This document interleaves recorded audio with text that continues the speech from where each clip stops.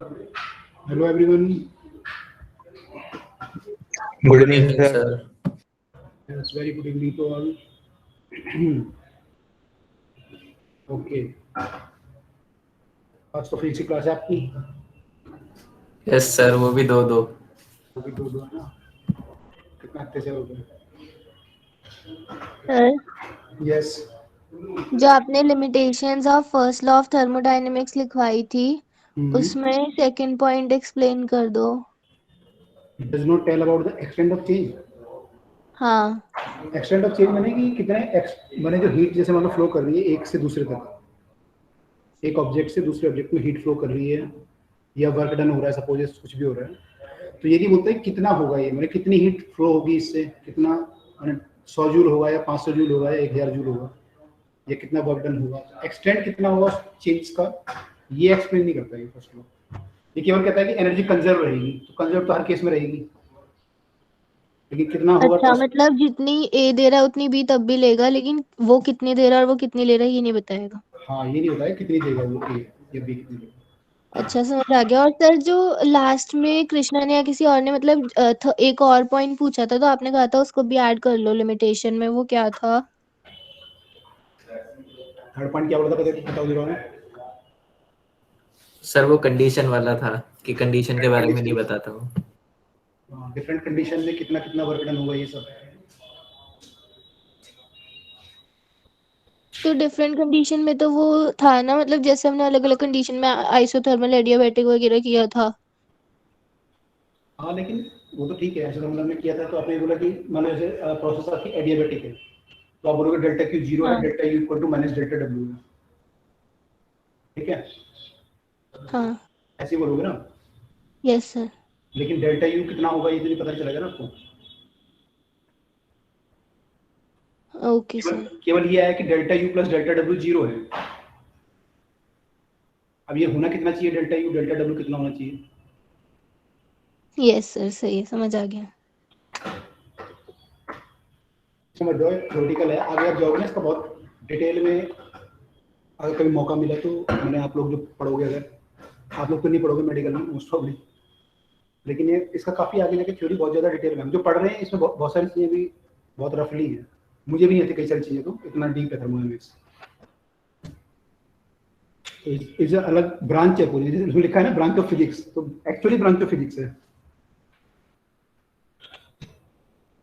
चलिए आगे चलते हैं, कोई नहीं, हम लोग तो अपने लेवल पे जो हमारा होता है हम उतना देख रहे हैं अभी तो कि हमारे लिए क्या क्या यूजफुल है, कोई नहीं आगे मूव करते हैं हम लोग। तो लास्ट टाइम पे हम लोगों ने ये सब देख लिया था,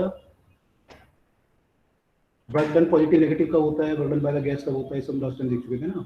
heat, internal energy, work done by the gas कैसे लिखते हैं, पॉजिटिव कब होता है, नेगेटिव कब होता है, साइक्लिक प्रोसेस अगर होती है तो वर्क डन को पॉजिटिव कब लेते हैं, नेगेटिव कब लेते हैं, फर्स्ट लॉ क्या है, उसमें साइन कन्वेंशन क्या लगाते हैं, और डिफरेंट प्रोसेस में क्या क्या चीज़ें जीरो हो सकती हैं, उसकी सी की वैल्यू कितनी होगी, और सी वी और सी पी में रिलेशन अगर निकालना चाहें तो क्या होगा, सी वी की वैल्यू कितनी होगी, सी पी की वैल्यू कितनी होगी, तो ये सी वी और सी पी में रिलेशन मेयर फॉर्मूला है।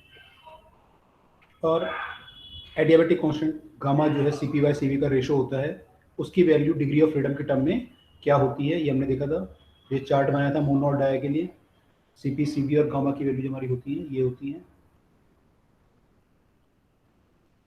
और अगर हमारी गैस का मिक्सचर है उस केस में सीपी कितना होगा, सीवी कितना होगा, गामा कितना होगा,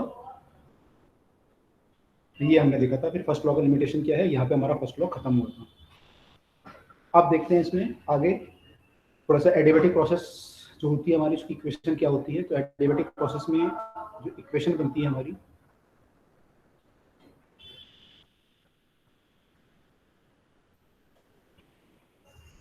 वो बनती है पीवी की पावर गामा इज कांस्टेंट। फिर गामा जो है सीपी बाई सीवी का रेशियो है,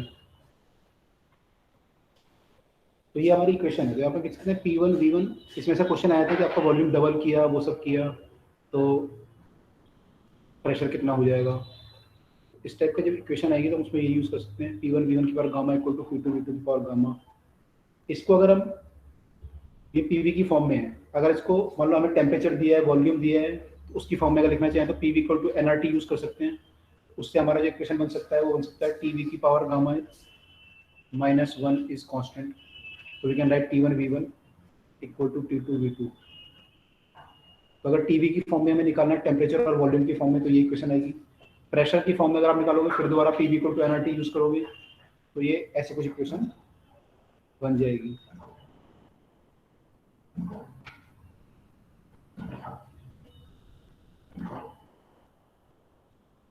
तो ये तीनों इक्वेशन हमारी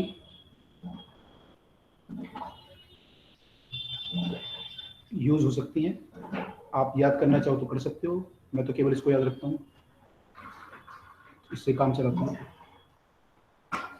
ज़्यादा आप याद करना चाहो तो कर लो,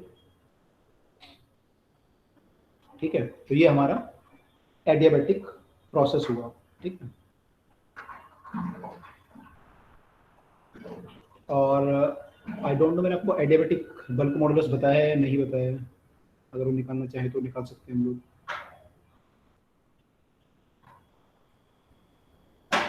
अगर हम एडियाबैटिक और आइसोथर्मल का प्रोसेस का बल्क मॉडुलस निकालें, बल्क मॉडुलस क्या होता है हमारा, इसमें अगर बल्क मॉडुलस निकालना चाहें एडियाबैटिक का निकाल लेते हैं।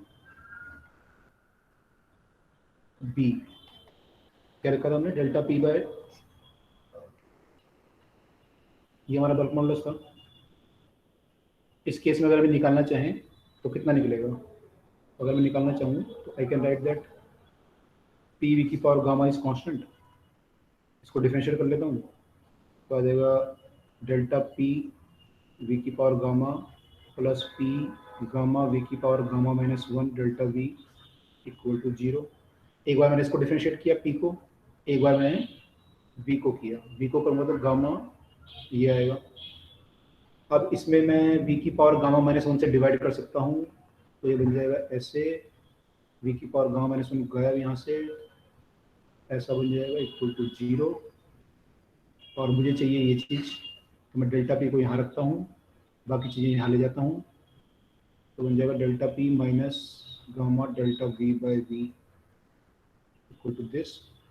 और delta P divide by delta V by V अगर मैं करूँगा यहाँ से तो बनेगा -p गामा, इसको माइनस को यहाँ ले आता हूँ तो p गामा। तो this is your bulk modulus for the adiabatic process, bulk modulus for the adiabatic process.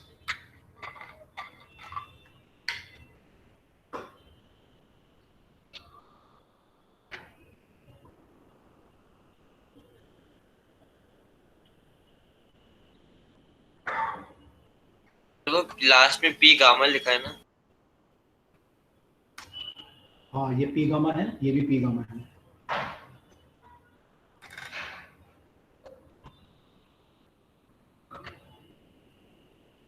Isothermal का कितना आएगा, अगर मैं आइसोथर्मल का निकालता बल्क मॉडुलस कितना आता,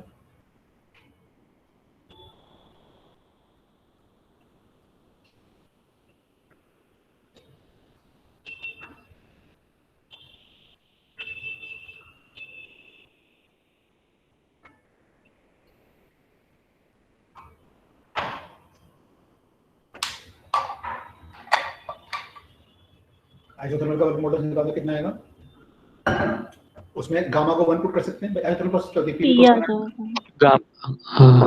गामा नहीं आएगा उसमें, कांस्टेंट है, गामा को 1 मान लो तो गामा हट जाएगा, पी आ जाएगा, केवल पी आ जाएगा उस केस में, है ना। तो अगर मैं बल्क मॉडुलस ऑफ आइसोथर्मल निकालूंगा तो वो पी आएगा। इनके लिए हमें आगे जरूरत पड़ेगी जब हम साउंड पढ़ेंगे, तो साउंड की जो वेलोसिटी होती है बल्क मॉडुलस पर डिपेंड करती है, तो आपको दोनों जरूरत पड़ेगी, आइसोथर्मल और एडियाबैटिक। ये हमने जो निकाला है ये एडियाबैटिक है।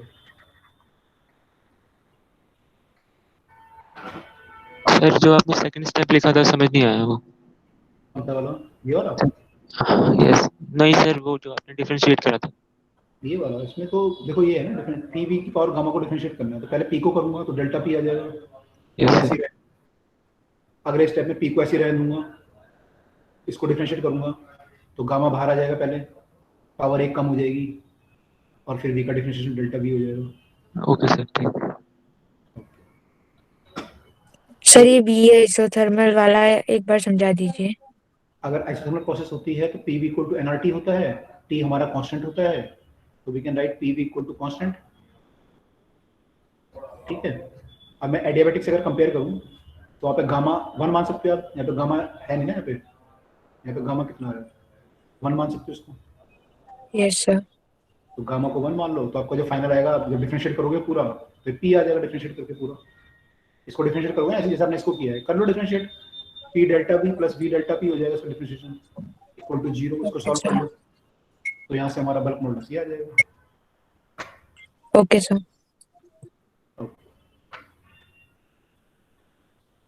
तो ये हमारा आ गया बल्क मॉडुलस दोनों प्रोसेस का।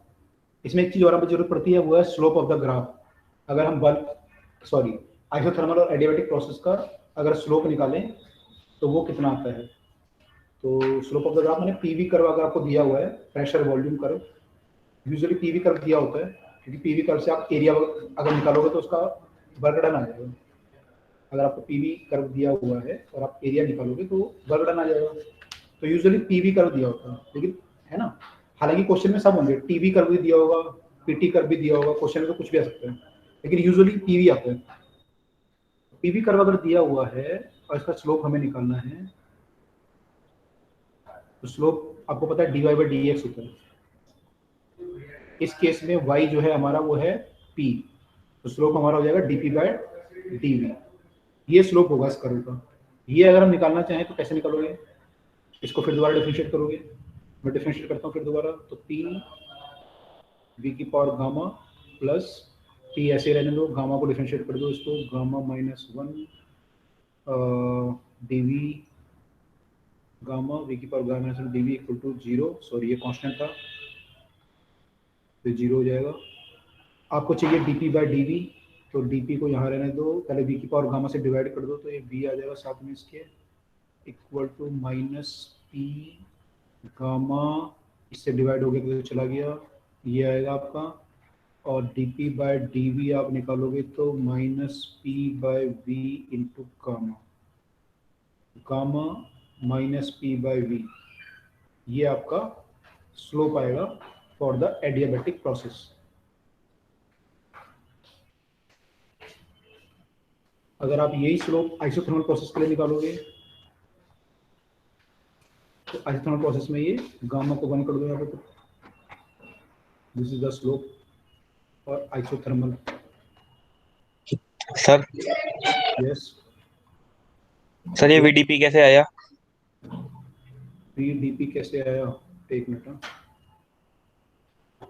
इस पूरे को मैंने पहले डिवाइड कर दिया v की पावर गामा माइनस 1 से, इसको मैंने डिवाइड कर दिया गामा की पावर माइनस 1 से, तो गामा की पावर माइनस 1 से डिवाइड किया तो या तो गायब हो गए, और यहाँ पे एक पावर फालतू थी, गामा, ये v की पावर गामा है ना, आपने गामा माइनस 1 से डिवाइड किया है, एक पावर बच जाएगी ना यहाँ पे, तो VDP हो जाएगा ये, प्लस p गामा dv ये बचेगा। ठीक है, दिस कैसे आया आपका ये, इसको हमने डिवाइड किया बाय v की पावर गामा माइनस 1 से। ठीक है, तो ये आएगा, clear? Yes sir, clear. Okay,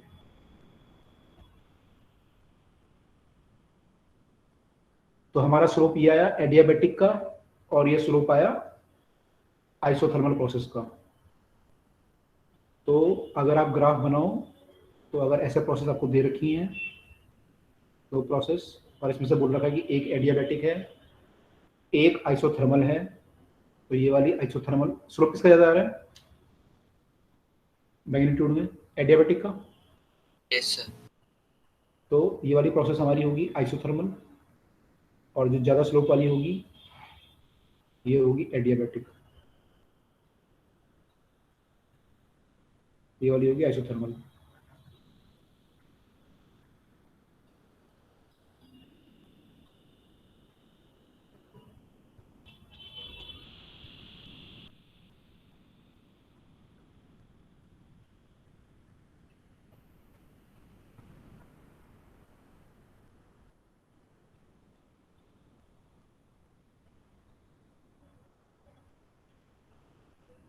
ठीक है,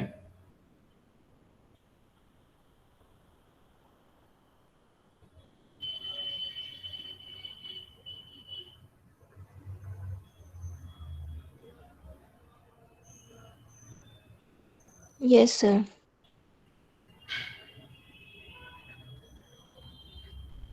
स्लोप हमारा एडियाबैटिक का ज़्यादा होता है आइसोथर्मल से, ठीक है, मैग्नीट्यूड वाइज। तो ये प्रोसेस हुई, ठीक है। हमने क्या किया इस प्रोसेस में, सेम प्रेशर वॉल्यूम था हमारा, शुरू में क्या सेम था, प्रेशर भी सेम था दोनों और वॉल्यूम भी सेम थे, और हम फाइनल कहाँ पे लेके आए, एक वॉल्यूम तक लेके आए, फाइनली किसी वॉल्यूम तक। जब दोनों प्रोसेस में लेके आए तो ऐसा सा ग्राफ बना।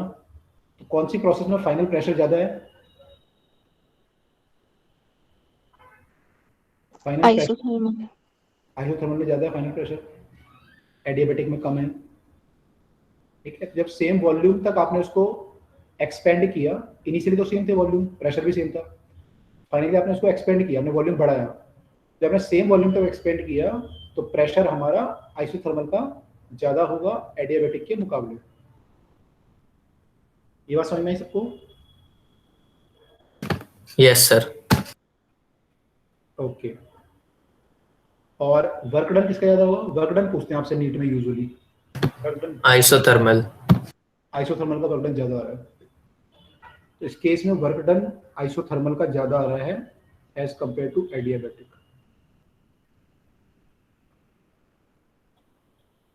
ये क्लियर?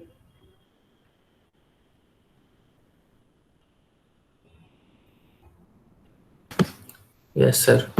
ओके। अब उल्टा केस देखते हैं, अगर सेम कंडीशन हो और आप कंप्रेस कर रहे हो गैस को, तो एक ग्राफ ऐसे बनेगा और एक ग्राफ ऐसे बनेगा। सेम वॉल्यूम तक आप जा रहे हो मान लो, तो ये वॉल्यूम फाइनली सेम है, तो ये ग्राफ ऐसे जाके हिट करेगा कहीं पे, ये ग्राफ यहाँ पे हिट करेगा। इसमें से ऊपर वाला ग्राफ ये कौन सा होगा,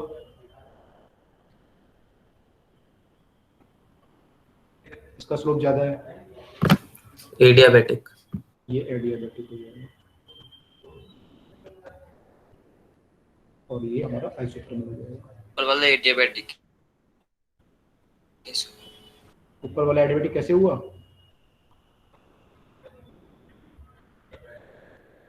ऊपर वाला एडियाबैटिक ऐसे हुआ कि स्लोप देखो हमारा क्या होता है, dy बाई dx होता है ना। तो दोनों केस में क्या Yes. सेम है, दोनों केस में dx तो सेम है, भाई यहाँ से स्टार्ट हुई प्रोसेस तो यहाँ पे खत्म हुई, तो dx तो सेम है, लेकिन y dy किस में ज्यादा है, डी बाई ज्यादा है एडियाबैटिक। इसका dy ज्यादा है, तो एडियाबैटिक का dy ज्यादा होता है, स्लोप ज्यादा होता है। तो स्लोप दोनों केस में एडियाबैटिक का ज्यादा है, लेकिन इस केस में अगर वर्क डन बोल तो वर्क डन किसका ज्यादा आएगा, इस केस में सेकंड केस में एडियाबैटिक। तो इस केस में वर्क डन एडियाबैटिक का ज्यादा आ रहा है आइसोथर्मल के मुकाबले। एक्चुअली ये work done on the gas है क्योंकि नेगेटिव है, तो वर्क डन आपका मैंने घट रहा है, लेकिन मैग्नीट्यूड वाइज अगर मैं देखूं तो work done of adiabatic process जो है उसका मैग्नीट्यूड ज्यादा आएगा as compare to work done in isothermal process के। यहाँ पे उल्टा आ रहा था, मैं तो खैर पॉजिटिव था तो मैग्नीट्यूड लगाओ या मत लगाओ, लेकिन यहाँ पे उल्टा आ रहा था, यहाँ पे जो है आइसोथर्मल का वर्क डन ज्यादा आ रहा है।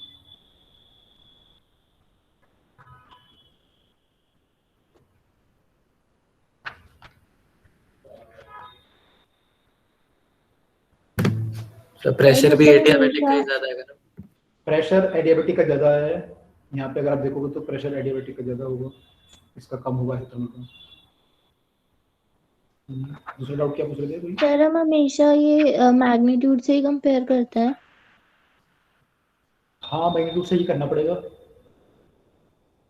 मतलब जैसे वर्क डन में तो हमें ये देखना है ना कि उस गैस ने कितना वर्क वो कर पा रही है, तो अगर हम एडियाबैटिक में ज्यादा बोल रहे हैं लेकिन तब भी मतलब वो गैस तो नहीं कर रही हो, तो गैस पे हो रहा है।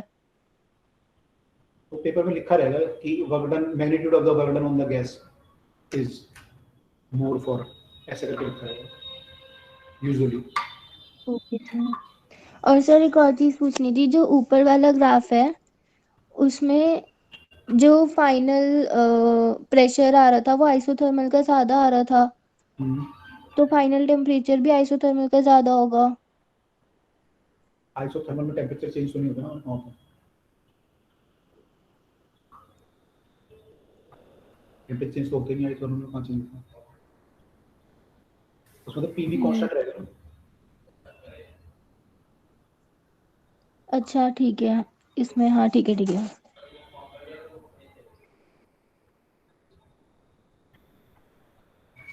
ठीक है, तो इतना क्लियर हो गया सबको, स्लोप कैसे निकालेंगे, स्लोप की वैल्यू कितनी होगी और उसका इम्प्लीकेशन क्या है फिर।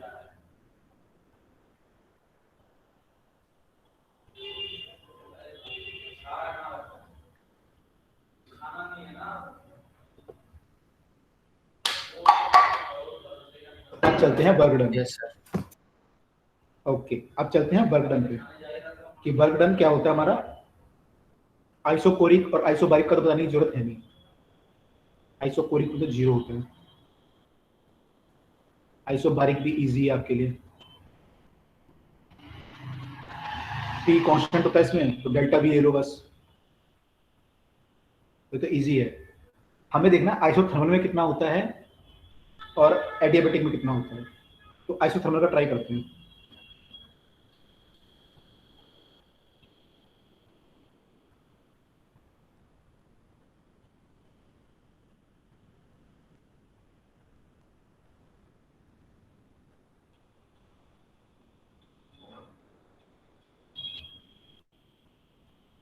आइसोथर्मल प्रोसेस में अगर फर्स्ट लॉ देखो ना, क्या चीज 0 होती है फर्स्ट लॉ के हिसाब से, डेल्टा यू 0 होता है। Yes sir. क्योंकि टेम्परेचर कांस्टेंट है और u is the function of temperature, delta U 0 होता है ना। इसकी हालांकि जरूरत नहीं पड़ेगी इसमें, लेकिन मैं फिर पूछ रहा हूँ आपसे। आइसोथर्मल में 0 होगा, ठीक है। अच्छा, अब जो वर्क डन होता है हमारा, वर्क डन हमें पता है पी डीवी होता है, तो हमें टोटल वर्क डन निकालने के लिए इंटीग्रेट करना पड़ेगा।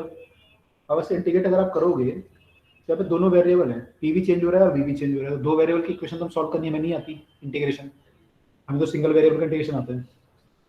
तो इसको हमें चेंज करना पड़ेगा, तो हम इसको चेंज कर लेते हैं किसी और फॉर्म में। हम कर लेते हैं पी वी को टू एनआरटी को यूज,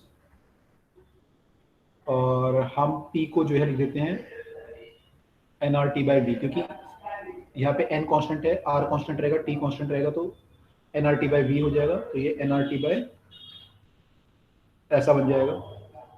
अब से बाकी चीज़ सब कांस्टेंट है, बाहर आ जाएंगी, तो ये बन जाएगा। इसका इंटीग्रेशन क्या होता है,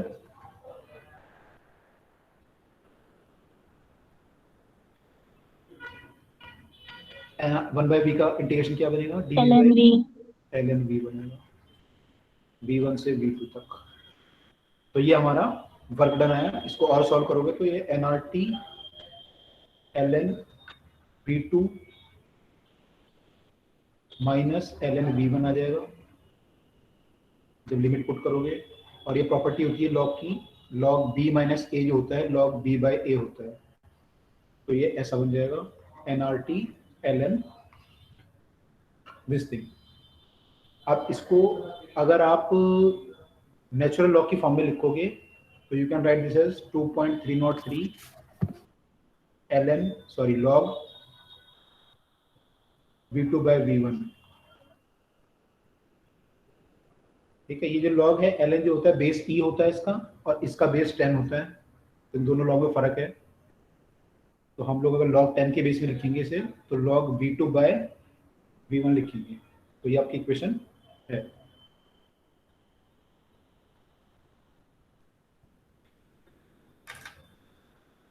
तो अगर यहाँ पे कंप्रेशन हो होगा तो फिर ये वर्क डन नेगेटिव होगा ना।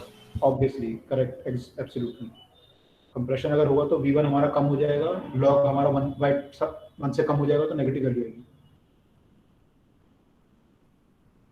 log जब 1 से कम का log होता है तो नेगेटिव वैल्यू आती है इस केस में। और सर अगर इसको प्रेशर की टर्म में लिखना होता तो सर यही सेम लिख के बस वॉल्यूम की जगह P1 बाय P2 कर देते ना। हाँ, उसको लिख देते हैं, लिख लिया सबने। Yes sir.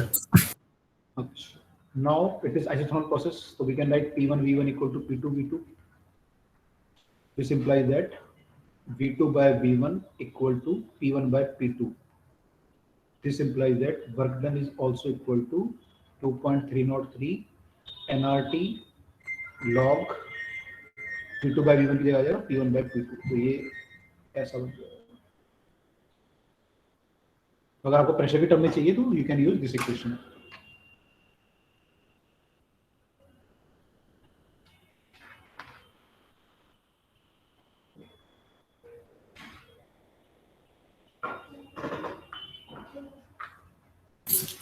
हो गया सर।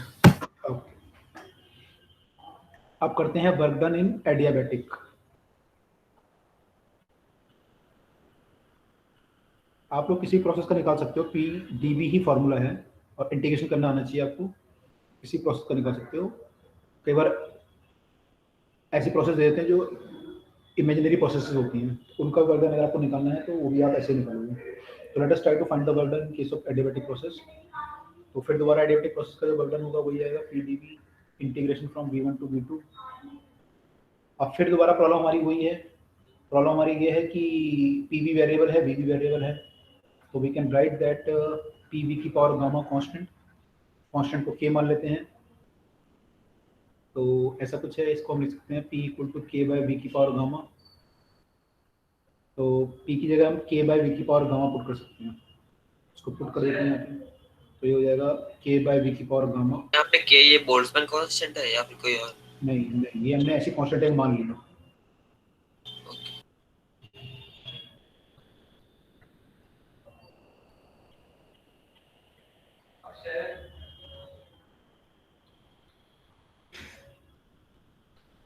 ये हमारे कांस्टेंट है, ठीक है। तो ऐसे आ जाएगा, तो हमारा ये इंटीग्रेशन है ना।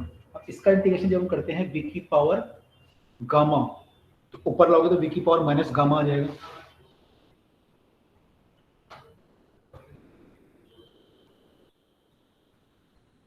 ऐसे आ जाएगा ना। अब करते हैं इंटीग्रेशन, तो इंटीग्रेशन हो जाएगा वी की power minus gamma plus 1 divide by minus gamma plus 1, V1 से V2। और एक के भी था हमारा, के कहाँ गया, के भी था ना, के को बाहर ले लेते हैं।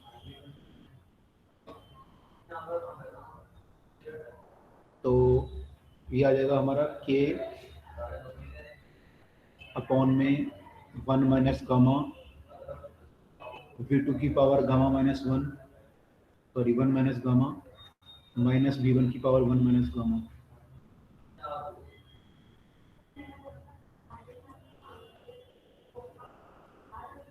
ये बना हमारा, ठीक है। अब के क्या था हमारा, के था हमारा P1 V1 की power gamma equal to P2 V2 की पावर गामा इक्वल टू के, ये हमने माना था कांस्टेंट, ठीक है।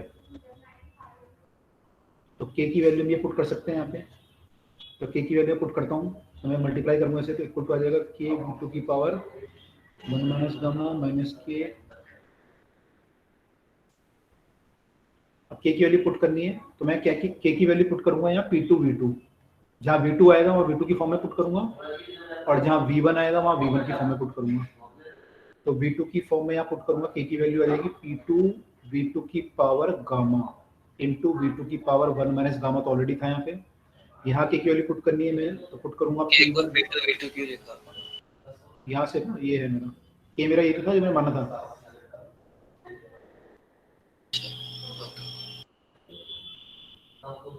तो ये बन जाएगा मेरा, ऐसे कर लो, ठीक है।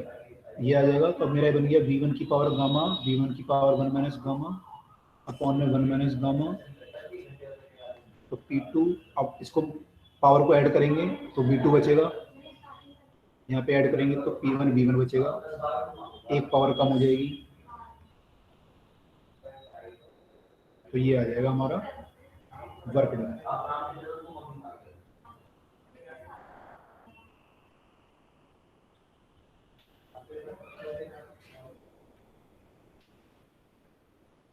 ठीक है,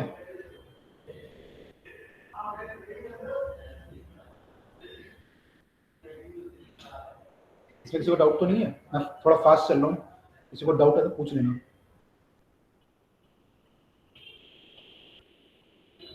सर यस, सही, फर्स्ट लाइन में सेकंड स्टेप में ब्रैकेट में v की पावर माइनस गामा प्लस 1 लिखा है ना? ये यहाँ पे यस यस सर। हाँ सॉरी, ये v की पावर है।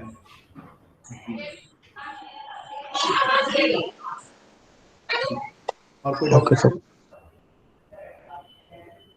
Any other? No sir. Clear.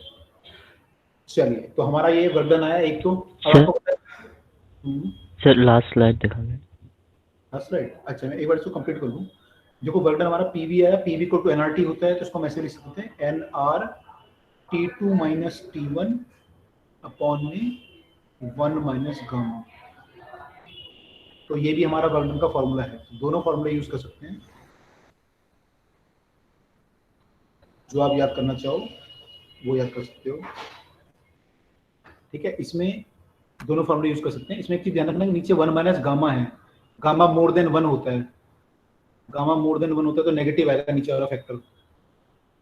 ठीक है, तो ऊपर वाला फैक्टर जो है अकॉर्डिंगली उस पर डिपेंड करेगा कि वो नेगेटिव आता है पॉजिटिव आता है, तो वर्क डन जो है अकॉर्डिंगली नेगेटिव या पॉजिटिव होगा। कई लोग इसको ऐसे भी लिखते हैं फॉर्मूले किताबों में, NR T1 minus T2 gamma minus 1, क्योंकि गामा जो है मोर देन 1 होता है तो वो ऊपर वाले को रिवर्स कर देते हैं, मैंने ऊपर नीचे को रिवर्स कर देते हैं, तो उसमें क्या होता है फिर कि T1 माइनस T2 आ जाता है। लेकिन कई किताबें ऐसे लिखती हैं, क्योंकि फाइनल माइनस इनिशियल लिखते हैं यूजुअली फॉर्मूले में, तो कई किताबें ऐसे लिखती हैं फॉर्मूले, कई किताबें ऐसे लिखती हैं। तो सर अगर T2 बड़ा हुआ तो फिर भी नेगेटिव ही हो जाएगा। हाँ तो खैर डिपेंड करेगा भाई, मैंने याद करने वाली बात है कि आप याद क्या करना चाहते हो, आप इस फॉर्म में याद करना चाहते हो या इस फॉर्म में याद करना चाहते हो, तो एक कोई भी फॉर्म याद कर लो, बस उसमें कंफ्यूज मत होना, क्योंकि बच्चे इसमें कंफ्यूज जाते हैं जब पेपर में लिखते हैं कि यार नीचे गामा माइनस 1 तो होता था कि 1 माइनस गामा होता था, ये ध्यान रखना बस। ये है last slide. Done. Done, okay. तो अगर आप फाइनल माइनस इनिशियल वाला याद कर रहे हो तो 1 माइनस गामा याद कर लो। ठीक है, तो ये P2 V2 minus P1 V1, यहाँ पे 1 माइनस गामा है, और यहाँ भी हमने फाइनल माइनस इनिशियल किया है एनआरटी P1 बाय ये वाला जो है V2 बाय V1, मैंने एनआरटी नहीं लिखा ना यहाँ पे, एनआरटी भी आएगा साथ में 2.303 एनआरटी, अगली लाइन में लिखा मैं 2.303 NRT log V2 bye V1, तो n मोल ऑफ गैस के लिए ये फॉर्मूला बनेगा, अगर n मोल ऑफ गैस है, यहाँ भी अगर n मोल ऑफ गैस है तो ये फॉर्मूला बनेगा। This is the work done in case of our adiabatic analysis process. तो ये कुल मिला के हमारी कहानी हुई एडियाबैटिक प्रोसेस की।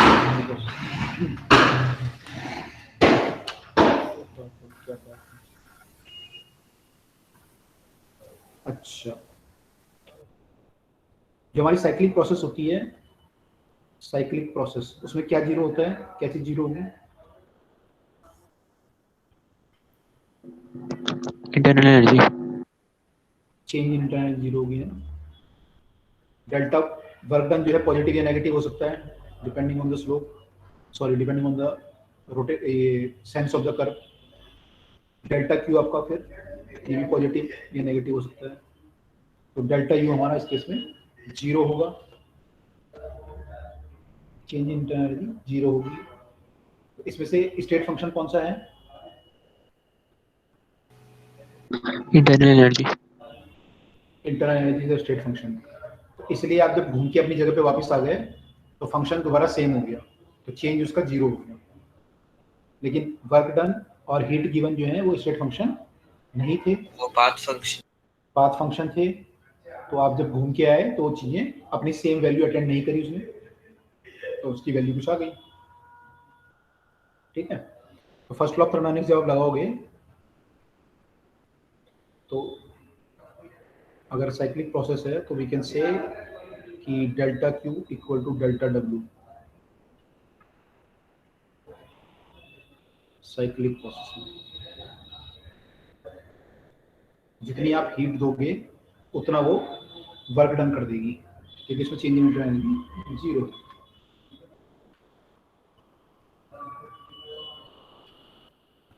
सर ये work done by the system है। अब ये तो डिपेंड करेगा आपने क्यू कौन सा दिया है, मैंने क्यू क्या है आपका, या फिर आपका ग्राफ कैसा बना हुआ है। जैसे इस केस में अगर हम देखें तो वर्क डन क्या है हमारा, नेगेटिव है पॉजिटिव है? नेगेटिव है। इस केस में वर्क डन नेगेटिव है, तो work done on the system हो जाएगा, और अगर उल्टा केस होगा तो बाय द सिस्टम हो जाएगा।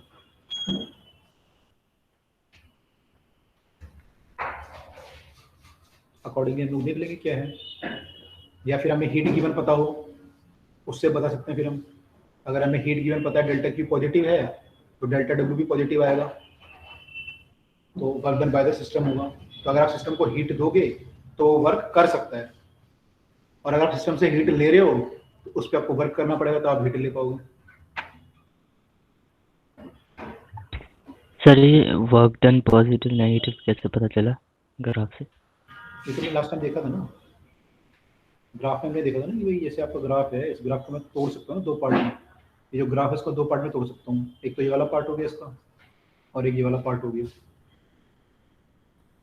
इसके अंदर में एरिया यस सर समझिए। आगे ध्यान। Yes sir. ठीक है,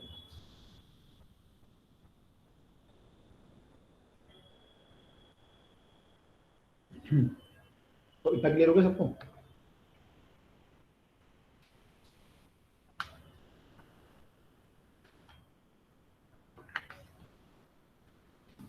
हो गया सर। चलो इंजन कर लेते हैं फिर, डन ना। चलो हीट इंजन करते हैं।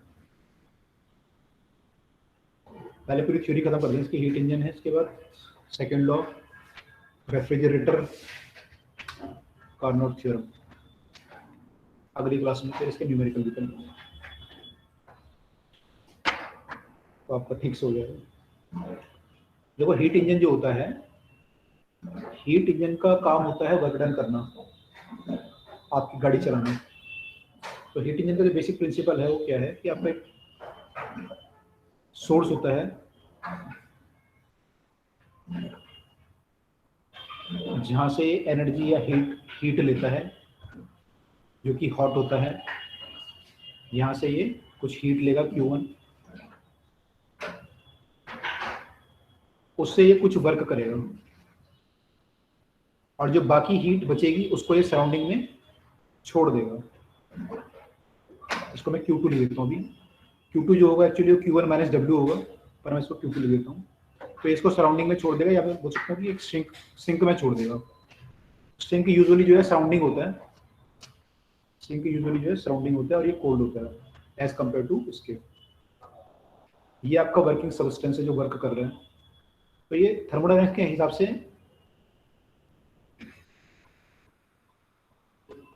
थर्मोडायनामिक्स के हिसाब से ये जो है इसका प्रोसेस है ऐसे ऐसा। अब यहाँ पे जो Q2 होगा, इसमें Q1 हीट लिया और W वर्क किया, तो Q2 इसने सराउंडिंग में छोड़ दिया। तो Q1 जो होगा, सॉरी Q2 जो होगा वो Q1 माइनस W होगा, यानी मेरा जो W होगा, कैसे हुआ Q2 P1 माइनस? भाई आपने मान लो 100 जूल हीट ली और आपने 20 जूल वर्क किया, तो सराउंडिंग में कितना छोड़ोगे? 80 joule. 80 joule. Yes sir, okay. तो इसमें से माइनस कर लिया हमने, है ना, 20।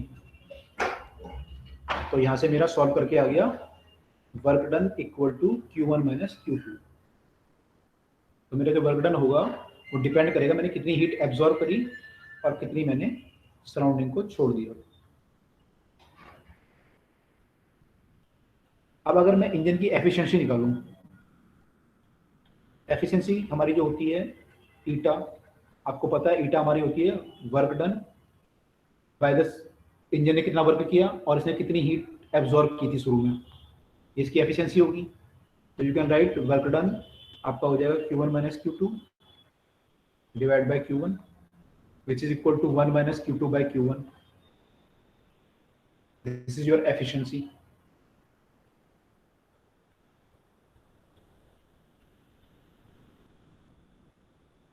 यहाँ पे वर्क डन अपॉन Q1 इसलिए लिखा क्योंकि वो Q1 को वर्क डन करने में यूज कर रहा है आपका।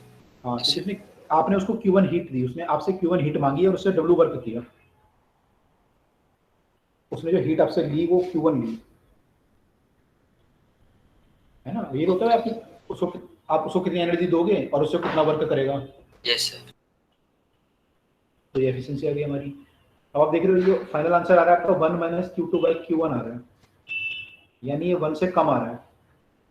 एफिशिएंसी आपकी 100% से कम होगी। अगर आप परसेंटेज में निकालना चाहो 100 से मल्टीप्लाई करोगे, एफिशिएंसी 100% से कम होगी।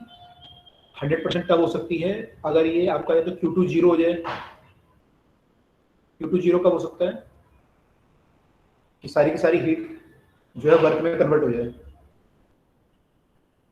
है ना। Q20 होने का मतलब क्या है, सराउंडिंग में हीट फेंक ही नहीं रहा हो, तो सारी Q1 जो आ रही है वो सारी वर्क में कन्वर्ट हो जा रही है, तब आपकी एफिशिएंसी 100% हो सकती है, जो कि प्रैक्टिकली नहीं होती है। तो आपकी जो एफिशिएंसी होती है यूजुअली 50%, 40%, 60% ऐसे होती है, इतनी एफिशिएंसी नहीं होती 100%। Sir yes. सर कुछ एनर्जी तो इंजन खुद भी यूज कर देता है। किसमें, वियर एंड टियर में? सर अपने काम करने के लिए।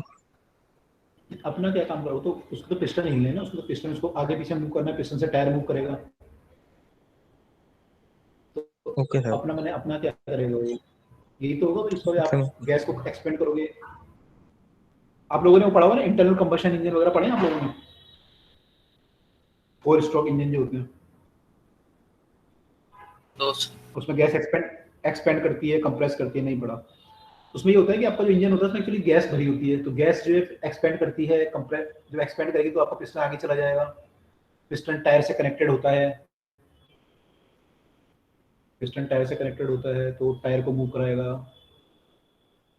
पिस्टन जो है टायर से कनेक्टेड होता है, टायर मूव करेगा आगे, पिस्टन आगे जाएगा तो घूमेगा ऐसे, फिर ये पीछे आएगा फिर घूमेगा, ऐसे बार बार इसमें एक्सपेंशन और कंप्रेशन होते रहते हैं इंजन में, उसके कारण ये वर्क डन करता है। तो ऐसा कुछ होता है इसका प्रोसेस। एनीवे, तो this is our efficiency for the heat engine, ठीक है।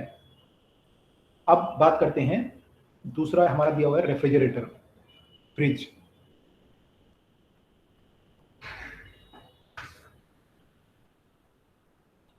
सर ये इंजन वाला पार्ट सेकंड लॉ से पहले आ गया। सेकंड लॉ उसमें तो बोलता है कि कार्नोट से ज्यादा नहीं हो सकती एफिशिएंसी वगैरह। Yes sir. तो पहले बताना ही पड़ेगा ना, फिर कैसे करूँगा। रेफ्रिजरेटर है आपका और हीट पंप, उसको हीट पंप भी बोल सकते हो।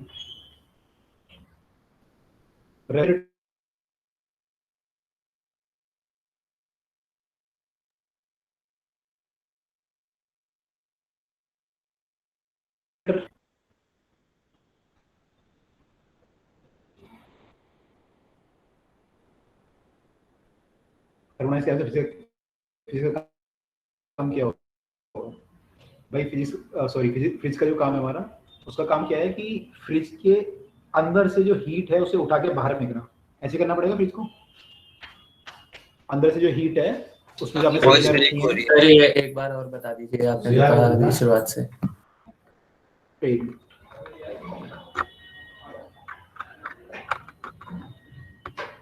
अभी आवाज आ रही है? Yes sir. ओके, हाँ मैं ये कहता कि फ्रिज का हमारा जो काम होता है वो काम होता है फ्रिज को हीट बाहर निकालनी है फ्रिज के अंदर से, और उसे मैंने फ्रिज के अंदर से हीट निकाल के उसे बाहर फेंकना है सराउंडिंग में। फ्रिज के अंदर सब्जियां हैं, पानी है, उस सबसे हीट निकालनी है और उसे बाहर फेंकना है, ये काम करता है फ्रिज। सर एक बार रिपीट कर दो। जो हमारा फ्रिज है, रेफ्रिजरेटर है, उसका काम क्या है कि जो फ्रिज के अंदर जो भी सामान रखा हुआ है उस सबसे हीट निकाल के उसे बाहर फेंकना, तो हमारा सामान ठंडा हो जाएगा। सामान से हीट निकाल के बाहर फेंकना, पानी है उसमें चाहे सब्जियां हैं या जो भी हैं, सबसे हीट निकाल के बाहर फेंकना, तो फ्रिज जो है हीट निकाल के बाहर फेंकता है, ठीक है, यही करता है फ्रिज।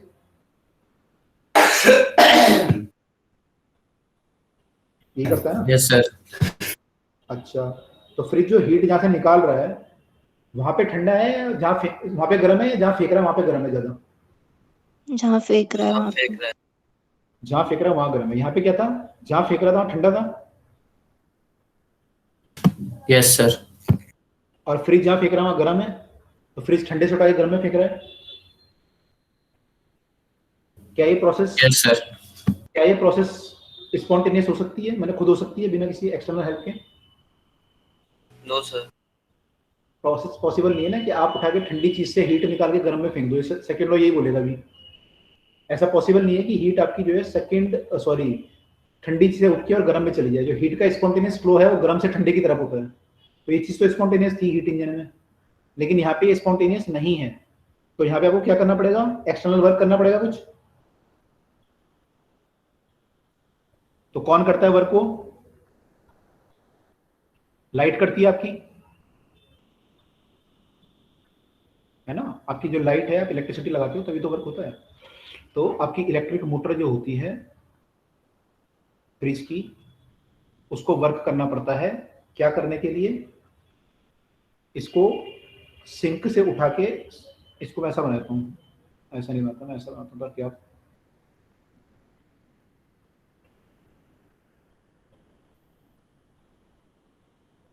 ऐसा, सिंक को वही रहने दें जहाँ पे था वो।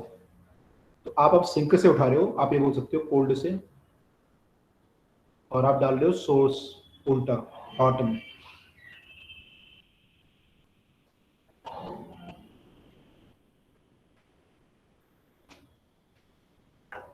टेम्परेचर इसका मान लेते हैं सोर्स का T1 T2 मान लो, and T1 is more than T2। तो सोर्स आपका गर्म है, आपने यहाँ से जो हीट उठाई सिंक से, उसको मैं दोबारा Q2 मान रहा हूँ। वहाँ पे मैंने Q2 माना था पीछे जो मैंने डाली थी, इसको Q1 मान रहा हूँ। इस बार क्या रिलेशन बनेगा Q1 Q2 और W में,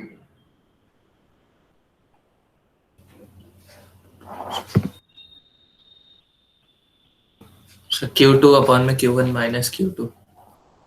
इतना बड़ा नहीं, सिंपल रिलेशन बताओ। Q1 Q2 और W में मैंने this plus this equal to this, क्या बनेगा sir Q1 is equal to Q2 minus W।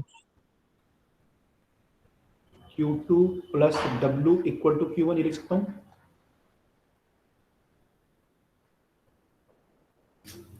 Yes भाई आपने Q2 हीट यहाँ से ली, प्लस इतना वर्क हुआ, वो सारा फिर कहाँ गया, यहाँ पे ऐसे जाएगा ना, ये लिख सकता हूँ मैं ये। Yes sir. इन दोनों को ऐड करूंगा तो यही आएगा ना Q1, तो मैं लिख सकता हूँ। तो यहाँ पे मेरा जो वर्क आया, जो मुझे मोटर को करना पड़ेगा, वो करना पड़ेगा कितना, Q1 माइनस Q2, ठीक। तो पहले भी तो इतना ही था। हाँ पहले भी तो नहीं था, लेकिन अब फर्क क्या है इसमें, आपका जो एफिशिएंसी आएगी, अब एफिशिएंसी क्या लिखूंगा मैं,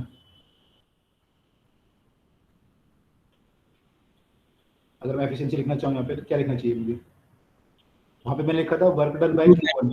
sir Q2 minus Q1 by Q2। हाँ वो तो ठीक है, तो आ जाएगा। मैंने मोटा मोटा क्या लिखना चाहिए मुझे, जो मैंने वर्क किया है, क्या वर्क, मेरा काम, फ्रिज का काम क्या है, हीट खींचना। कितनी हीट खींची फ्रिज ने, Q2। फ्रिज का वर्क ये हुआ ना, राइट, यही तो होगा फ्रिज का वर्क, Q2। Yes sir. जो आपको ढंग का उससे जो काम कराना है, ये काम कराना है आपको Q2। और कितनी एनर्जी देने के बाद इसने काम किया, ये कितना आपने एनर्जी दिया इसको, इलेक्ट्रिक मोटर ने वर्क किया W। तो इसकी एफिशिएंसी ये आनी चाहिए फ्रिज के केस में। सर एक बार फिर से बता दो। Yes sir. भाई फ्रिज का जो काम है, फ्रिज का काम क्या है, हीट खींचना ना। Yes sir. तो उसका जो काम है वो हीट खींचना है, और हीट कैसे खींच रहा है, जब आप उसको एनर्जी दे रहे हो, एनर्जी कौन दे रहा है, इलेक्ट्रिक मोटर दे रही है। तो मोटर ने W एनर्जी दी और उसने Q2 हीट खींची। तो आपकी जो एफिशिएंसी आनी चाहिए, एक मिनट, आपकी जो एफिशिएंसी आनी चाहिए वो Q2 बाय W आनी चाहिए। हाँ अब बोलिए क्या बोल रहे हैं।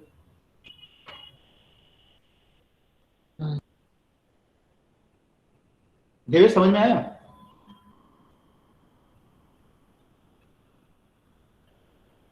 सर डिस्कनेक्ट हो गया। हाँ यस बोलिए। सर मैं बोल रहा था कि Q2 W प्लस Q1 नहीं होना चाहिए। Q2 W प्लस Q1 नहीं होना चाहिए। सर ऐसा होना चाहिए, क्योंकि Q2 में से कुछ हीट गया है और कुछ वर्क हुआ है। हाँ क्या बोलना चाह रहे हैं, Q2 equal to W plus Q1 कैसे।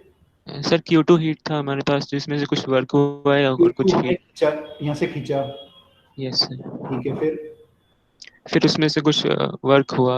नहीं वर्क हुआ नहीं ना, वर्क हुआ थोड़ी, वर्क तो आपने करा है उसमें, वर्क तो मोटर ने इस पे किया है ना, इसने थोड़ी वर्क किया है सब्सटेंस ने, आपको जो वर्किंग सब्सटेंस है इसने वर्क किया नहीं है ना, इस पे हुआ है वर्क। अच्छा सर।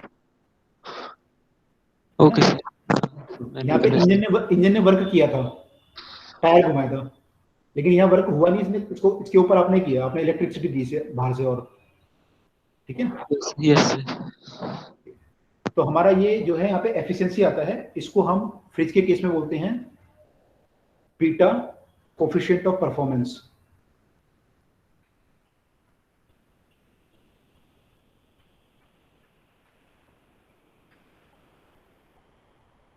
फ्रिज के केस में कोफिशिएंट ऑफ परफॉर्मेंस होता है beta, which is equal to this. अगर आप यहाँ वैल्यू पुट करें तो आएगा Q2 डिवाइड बाय W की वैल्यू आपकी Q1 माइनस Q2 थी। अगर आप इसको पूरे को Q2 से डिवाइड करें तो, या Q1 से डिवाइड करें या Q2 से डिवाइड करें अगर आप, तो इसको और हम सिंपलीफाई फॉर्म में लिख सकते हैं।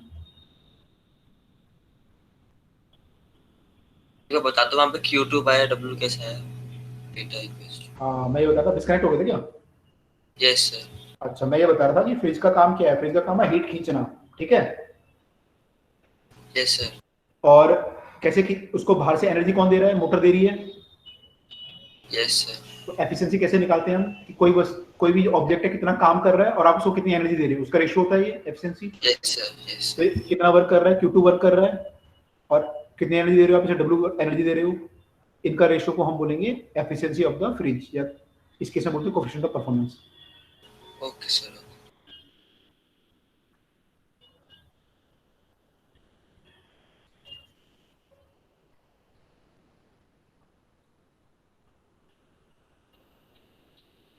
तो ये हमारा ये आएगा। और अगर एक्चुअली आप कार्नोट साइकिल पढ़ोगे तो कार्नोट साइकिल में ये जो है सब आपका एक्चुअली जो आप इसको अगर डिवाइड करो, ऐसे Q2 बाय Q1 लिखोगे, Q1 bye Q2 sorry 1 minus, अगर मैं इसे Q1 से डिवाइड कर रहा हूँ ऊपर नीचे तो ये बन जाएगा 1 माइनस Q2 बाय Q1।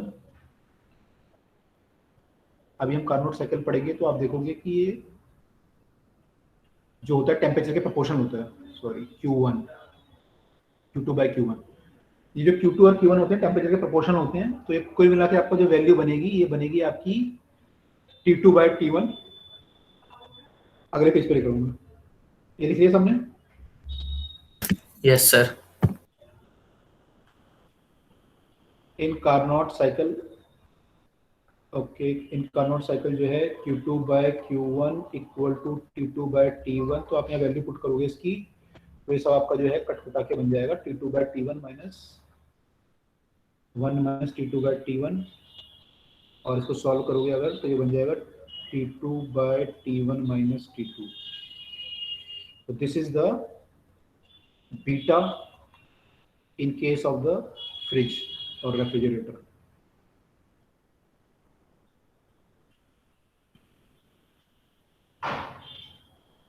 ठीक है सर, ये जो इनका हीट का और टेम्परेचर का रेशियो होता है ये इक्वल होता है।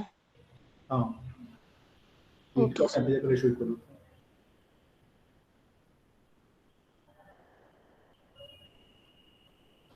This implies that beta equal to this thing, ठीक है।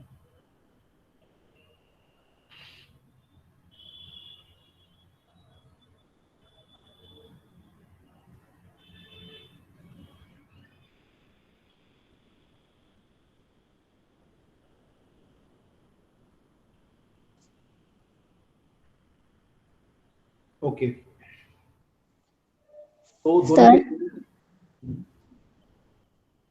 जो सोर्स और सिंक जिससे हम हीट लेंगे उसको हमेशा सोर्स नहीं बोलेंगे।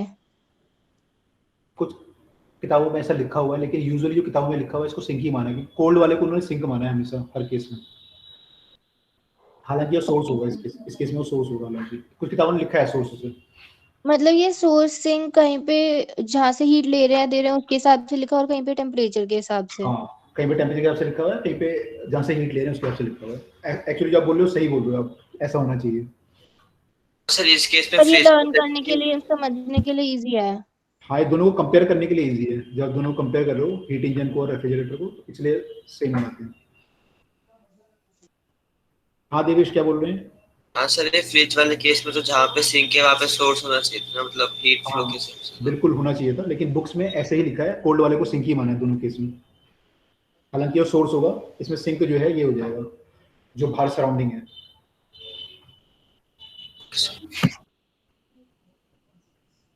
तो ये हमारा बीटा है। अब इसमें एक चीज आएगी, जो एफिशिएंसी आप कहती है वो लेस देन 1 आ रही थी, 100% से कम। लेकिन यहाँ कोफिशिएंट ऑफ बीटा जो डिफाइन किया गया जिस तरीके से, आप देखोगे यहाँ पे जो वैल्यू आएगी ये यूजुअली ज्यादा आती है। ये जो है ना वैल्यू आपकी यूजुअली जो है T2 bye T1 minus T2 है, तो इनका डिफरेंस बहुत कम होगा, यूजुअली T2 ज्यादा होता है। तो इनका जो रेशियो आता है वो ऐसे आएगा 7, 8, 9, 12। तो जो कोफिशिएंट ऑफ परफॉर्मेंस आप निकालोगे तो यूजुअली मोर देन 1 आएगा, 5, 7, 10, 8, 12 ऐसे आएगा। तो घबराना मत, अगर ऐसा कुछ आ गया बीटा, इतना ही आना चाहिए बीटा जो जिस हिसाब से डिफाइन किया गया है, तो बीटा हमारा इतना ही आएगा। और एफिशिएंसी हमारी लेस देन 1 आएगी। एक चीज बताओ, इससे रिलेटेड नहीं है, वैसी है, कॉमन सेंस से रिलेटेड है कि ये क्वेश्चन आपके मैंने कहीं लिखा हुआ है, ऑब्जेक्टिव में इसलिए पूछ रहा हूँ कि एक कमरा है और बिल्कुल एडियाबेटिक का है वो कमरा, और उसमें एक फ्रिज रखा हुआ है। आपने फ्रिज का दरवाजा खुला छोड़ दिया, फ्रिज चालू है, तो कमरा गर्म होगा या ठंडा होगा? आंसर तो गर्म होगा, गर्म पर ये होगा। नहीं पता क्यों। गर्म होगा। क्यों होगा गर्म?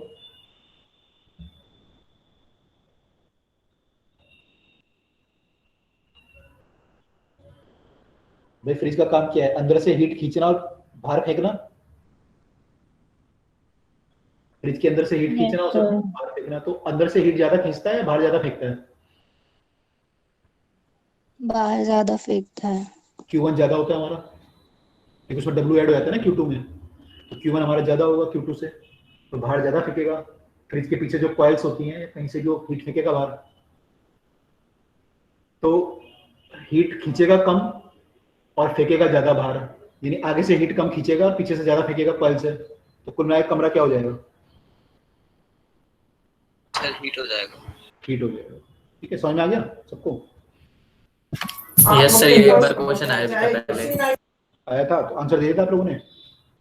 तुक्का मारा था उस टाइम। अच्छा, तुक्का मारा था, सही हुआ था तुक्का? तो अगर वो जितनी हीट खींच रहा है उतनी हीट देगा, तब भी तो सराउंडिंग में तो हीट जा ही रही है, तो उसका टेम्परेचर इंक्रीज नहीं होना चाहिए। नहीं, तब तो इंक्रीज कैसे होगा भाई? फ्रिज का तो आगे का मुंह भी आपने खुला छोड़ा हुआ है ना, तो हीट कमरे से खींचेगा भी,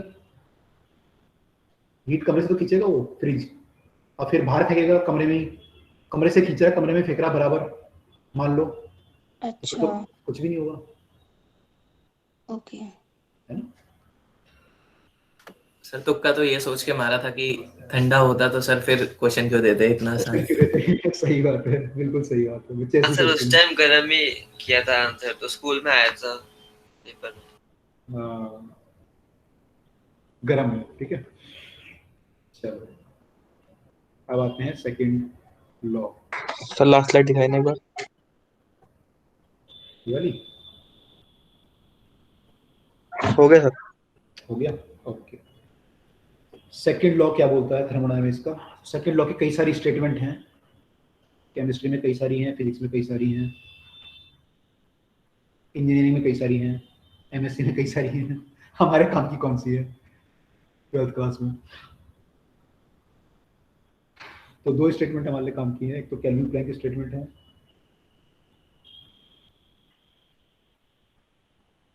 सर ये सबने अलग अलग स्टेटमेंट्स क्यों दी? मैंने एक्चुअली सबका ना मतलब सेम है, अगर मैं आपको एक्सप्लेन करने लगूँ तो मतलब सेम है, लेकिन इंटरप्रिटेशन में जिसको जरूरत पड़ी जिस हिसाब से, जो मैंने इंजीनियर था उसको अलग जरूरत पड़ी, साइंटिस्ट को जरूरत अलग पड़ी, उसने अपने आप से स्टेटमेंट बना दी उसको। स्टेटमेंट सबकी सेम है, मतलब मीनिंग सेम है सबका। Okay sir.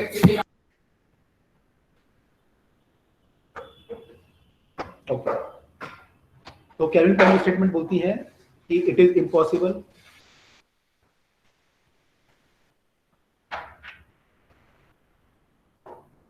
to construct a heat engine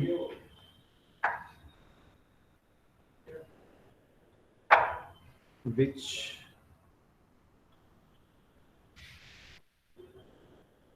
would absorb heat अभी आपने देखा जो हीट इंजन होता है वो हीट 100% एफिशिएंसी नहीं आती उसकी ना, तो which will absorb heat from reservoir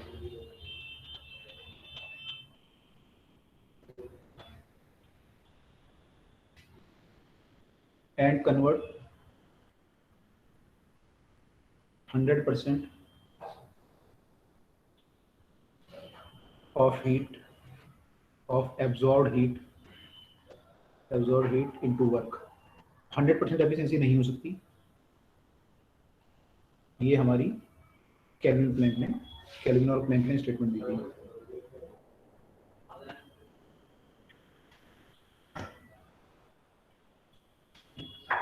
दूसरी हमारी जो है क्लैसियस स्टेटमेंट है।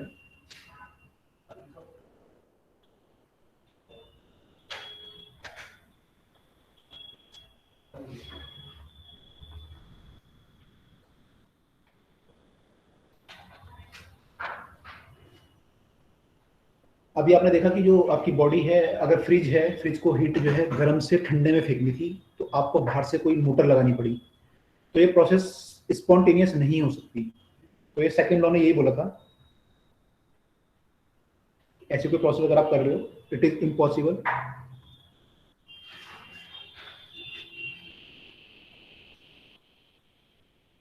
To design a self acting machine unaided by any external agency। इसमें आप एक्सटर्नल एजेंसी का हेल्प ना लें, ऐसी कोई मशीन नहीं हो सकती जो कि which would transfer heat from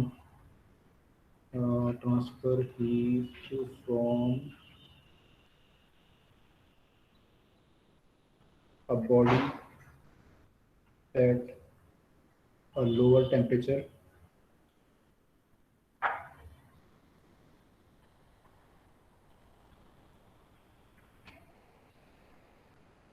to another body at high temperature।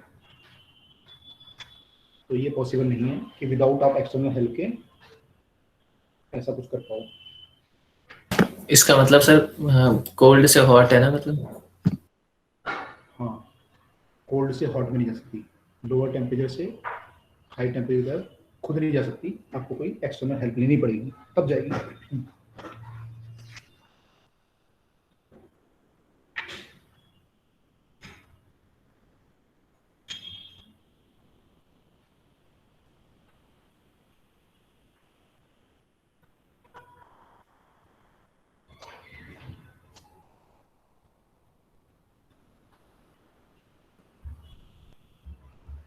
ठीक है,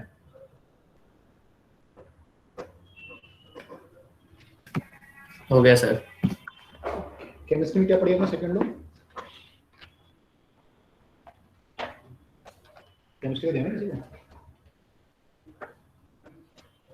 नो, सिर्फ फर्स्ट सर वाली तो टोटल पढ़ी थी। फर्स्ट वाली तो सेम ही होगी, तो बस माइनस प्लस का फर्क है फर्स्ट में। तो सेकंड वाली क्या? एंट्रोपी से रिलेटेड पढ़ा था।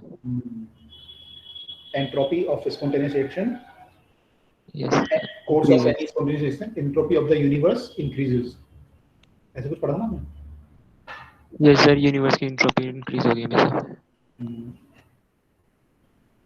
तो अब आप बोलोगे सर इसमें और इसमें स्टेटमेंट में कहाँ कोई मैचिंग दिख रहा? कोई आप कह रहे हो हीटिंग होगा 100%, ये नहीं कर सकता कोई। आप कह रहे हो लोअर से हायर, वहाँ आप कह रहे हो एंट्रोपी, आप कह रहे हो सारी स्टेटमेंट सेम है, कैसे सेम है? टाइम, चलो तो बताया तो आपको, तो टाइम नहीं है, टाइम बहुत शॉर्ट है, बताया तो ऐसा होता क्यों है। देखो, मानो एक पानी का कंटेनर है, ठीक है, पानी भरा हुआ है, इसका टेम्परेचर मान लो कुछ T1 है, और आपने एक बर्फ डाली, इसका टेम्परेचर T2 है, ऑब्वियसली T2 कम होगा T1 से, ठीक है। अब ये बर्फ पिघली, बर्फ पिघलना क्या प्रोसेस है? स्पॉन्टेनियस है, नॉन स्पॉन्टेनियस है? ये स्पॉन्टेनियस। स्पॉन्टेनियस। इस केस में एंट्रोपी चेंज निकाल सकता है कोई यूनिवर्स की? एंट्रोपी चेंज का फॉर्मूला क्या होता है? ये होता है yes sir. Sir delta T ये होता है। टी होता है, डेल्टा टी होता है, टी होता है उसमें, ऊपर डेल्टा क्यू होता है। ठीक है, अब देखो यहाँ पे अगर मैं आइस के केस में निकालूं एंट्रोपी चेंज, तो क्या लिखोगे आप? डेल्टा क्यू, इसने आइस ने मान लो हीट लॉस करी, तो मैं लिख सकता हूँ माइनस डेल्टा क्यू या माइनस क्यू, मान लो Q1 हीट लॉस करी इसने। आइस का टेम्परेचर कितना था? T2, ये लिख सकता हूँ मैं एंट्रोपी चेंज ऑफ आइस, अगर इसने Q1 हीट लॉस करी। सॉरी, ये गेन करेगा ना, लॉस नहीं करेगा, गेन करेगा, तो प्लस लिखूंगा। ठीक है, सही। सर एक और बार समझा दीजिए। भाई एंट्रोपी चेंज का फॉर्मूला होता है सिस्टम को हीट आपने कितनी दी या ली उससे, और डिवाइड बाय टेम्परेचर। ठीक है, यस सर। यहाँ मैंने आइस का केस देख रहा हूँ, तो आइस ने मान लो Q1 हीट गेन करी, हीट गेन करेगा ना आइस पानी से, तो पिघलेगा। Yes sir. ml heat gain करेगा, ml बोल सकते हो या तो कहाँ से लेगा वो? पानी से लेगा हीट। मान लो कि सराउंडिंग से कोई एक्सचेंज नहीं हो रहा, तो पानी से इसने Q1 हीट ली, तो इसका लिखूंगा मैं Q1/T2 yes sir. Entropy change. ठीक है, वाटर के लिए क्या लिखूंगा?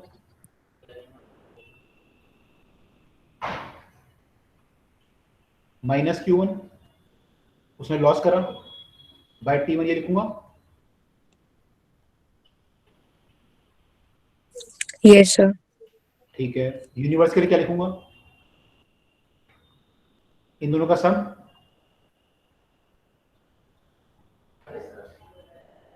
भाई दोनों का सम ही होगा ना, सराउंडिंग का कुछ मान ही था अभी, तो मैं मान रहा हूँ आपस में एक्सचेंज हो रहा है, ये लिखूंगा। Yes sir. क्या आएगा ये? Q1/T2 minus Q1/T1। अब यहाँ T1 ज्यादा है, T2 ज्यादा है?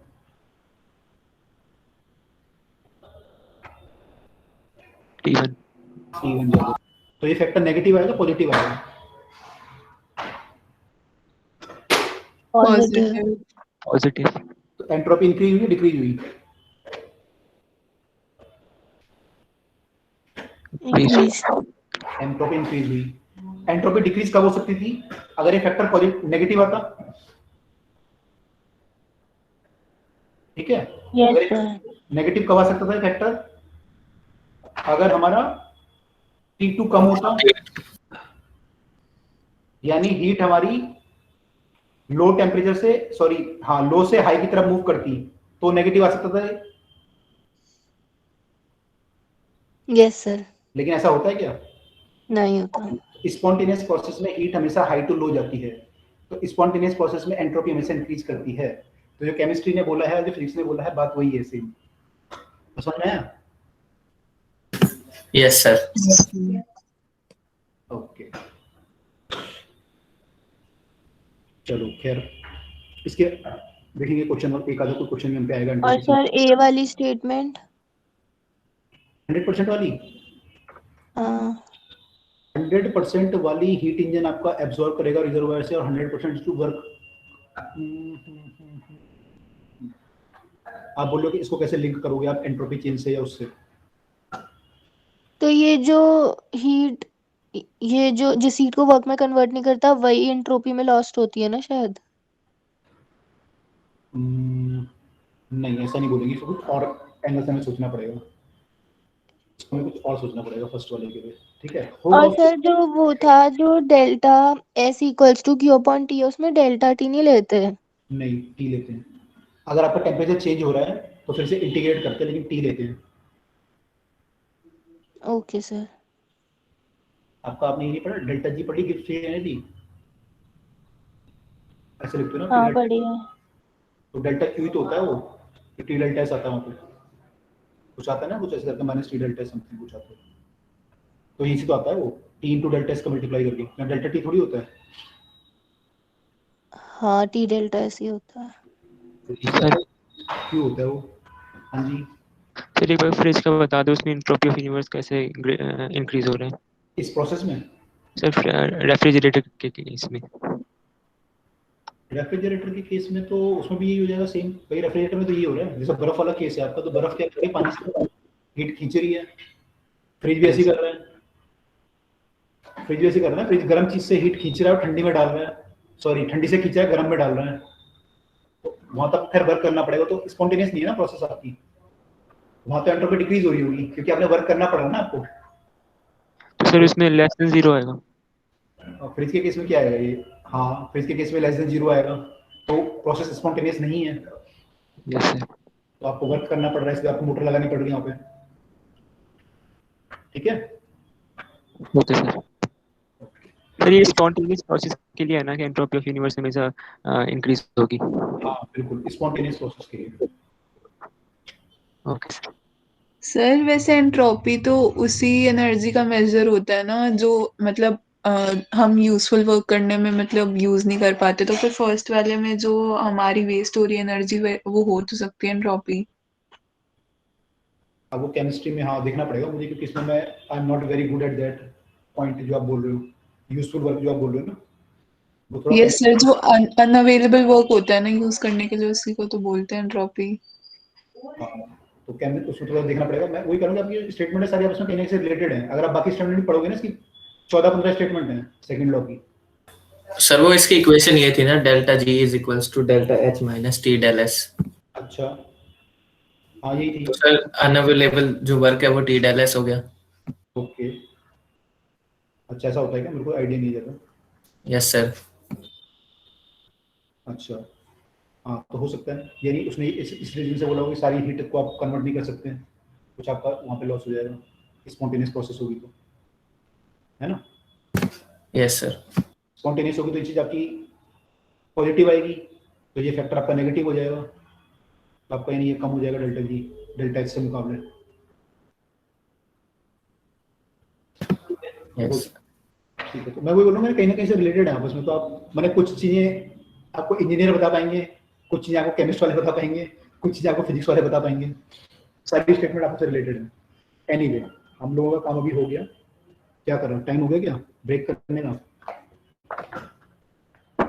6 मिनट है। 6 मिनट है, मेरे को घड़ी दिख नहीं आता। अच्छा चलो एक क्वेश्चन कर लो तब, फिर एक आधा ब्रेक करते हैं।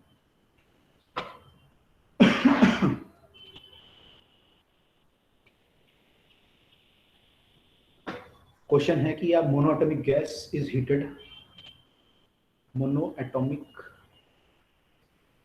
Gas is heated. हमें डिफरेंट कंसेप्ट पे क्वेश्चन करने पड़ेंगे, हमने कुछ भी क्वेश्चन नहीं किया इस चैप्टर में, तो डिफरेंट कंसेप्ट के क्वेश्चन है सारे। Is heated at constant pressure,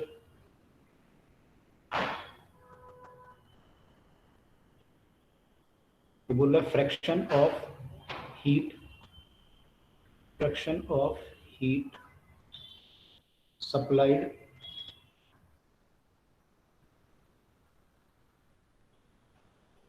which increases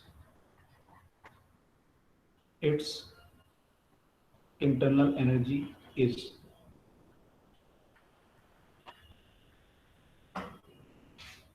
कितना फ्रैक्शन होगा? 2/5, 3/5, ऐसे कुछ ऑप्शन है, 3/4, 3/7।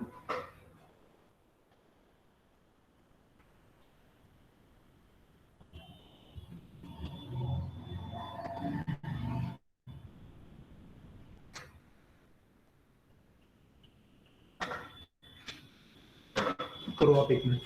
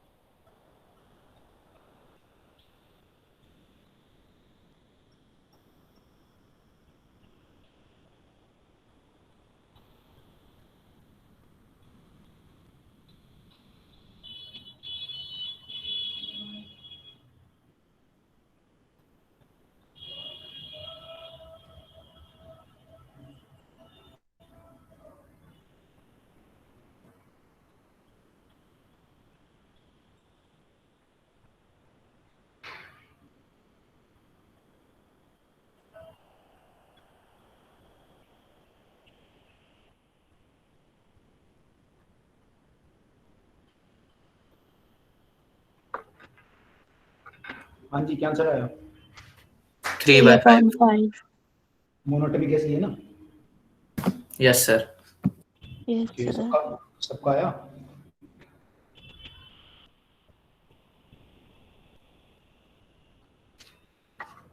बाकी लोगों का नहीं आया अभी? आ गया सर। आ गया। अब जैसे मैं आगे बढ़ूंगा तो कुछ लोग बोलेंगे अभी नहीं आया। 3/5। ठीक है, मोनोटोनिक गैस है, आपको बताना इंटरनल एनर्जी इंक्रीज और टोटल हीट सप्लाई का रेशियो। तो कैसे किया है?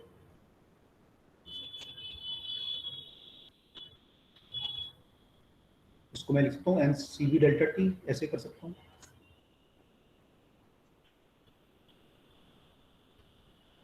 इंटरनल चीज तो हमेशा ये रहेगा, चाहे कोई प्रोसेस हो आपकी, कांस्टेंट प्रेशर पे हो, कहीं भी हो, NCV डेल्टा T। और ये होगा प्रोसेस आपकी कांस्टेंट प्रेशर पे हो रही है, तो total heat given NCP delta T होगी। तो रेशियो इज CV/Cp, और ये रेशियो हमें पता है मोनोटोनिक के लिए कितना होता है, वो हमें पता है 3/2 ये होता है, 5/2 ये होता है R। उससे कट के हमारा 3/5 बचेगा फाइनली। इतना फ्रैक्शन हमारा इंटरनल एनर्जी बढ़ाने में यूज हुआ, यानी 60% हीट जो है चली गई कहाँ? इंटरनल एनर्जी बढ़ाने में। और 40% कहाँ गई फिर? वर्क करने में। वर्क करने में, करेक्ट। एक और क्वेश्चन कर लेते हैं, फिर ब्रेक करते हैं। एक आइडियल गैस है और ये साइक्लिक प्रोसेस कर रही है, साइक्लिक प्रोसेस कर रही है इन 4 स्टेप्स। तो पहले स्टेप में जो हीट गिवन है वो है 600 जूल, Q2 है -400 जूल,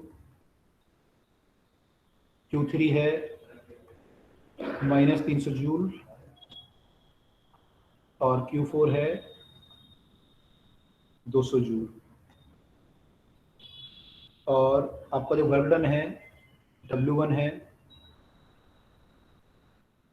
300, W2 है -200, W3 है -150। तो W4 कितना होगा ये बताना आपको।